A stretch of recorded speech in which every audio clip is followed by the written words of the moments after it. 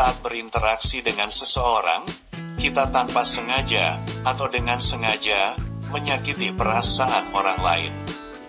Hampir tidak mungkin bisa sepenuhnya tidak menyakiti hati seseorang karena kita tak pernah tahu sesensitif apa perasaan seseorang.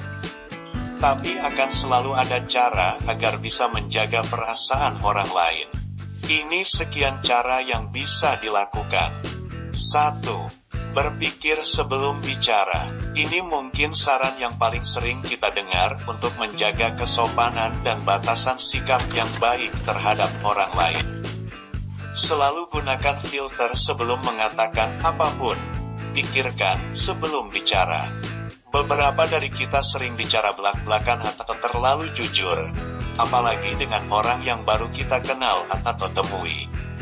Atau kalau khawatir akan menyakiti perasaan, katakan, minta maaf, atau permisi, terlebih dahulu untuk menekankan bahwa kamu tak bermaksud menyakiti.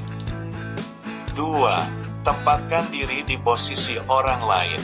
Pikirkan apakah kamu nyaman mendengar kalimat yang akan kamu katakan kepada orang lain.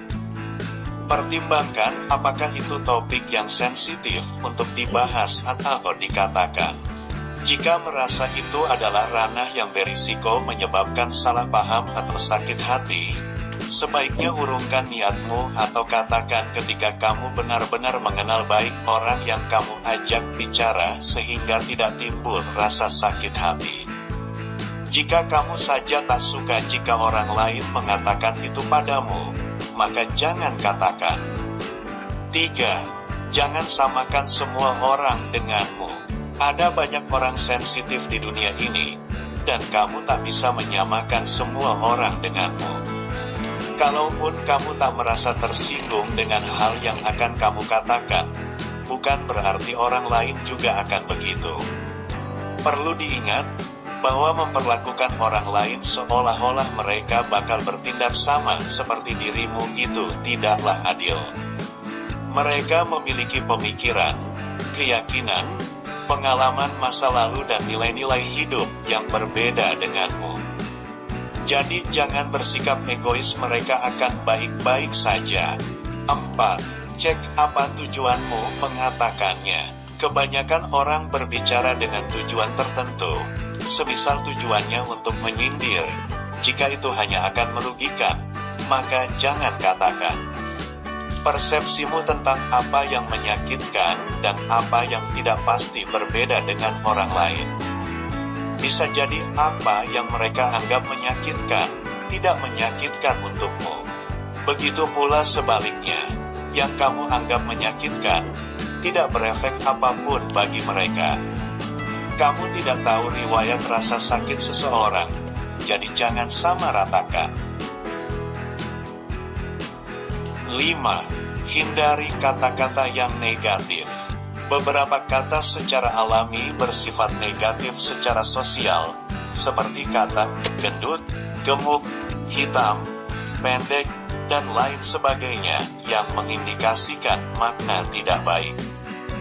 Sebisa mungkin katakan hal-hal baik saja kepada orang lain, apalagi jika kamu sedari awal punya kecenderungan bersikap sinis dan sarkas. Kurang-kurangi sikap itu, pilih kata-kata yang positif atau membangkitkan semangat. Tak perlu mengomentasi sesuatu yang buruk. 6. Sadari bahwa kamu juga tak sempurna.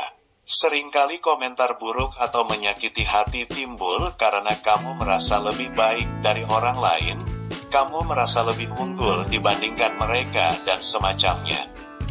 Yang perlu kamu sadari adalah kamu pun tidak sempurna. Ketika sudah bisa memiliki kesadaran bahwa diri ini juga memiliki kekurangan, maka akan secara alami kamu lebih bijak dalam berbicara dan bersikap terhadap orang lain. Bahkan jika memang kamu lebih baik, bukan berarti bisa menjatuhkan dan meremehkan orang lain. Jadi jika merasa perlu menjaga perasaan orang lain, terapkan semua cara di atas ya sahabat Vimela. Seperti kamu menjaga perasaan orang lain, kamu pasti ingin orang lain juga bisa menjaga perasaanmu.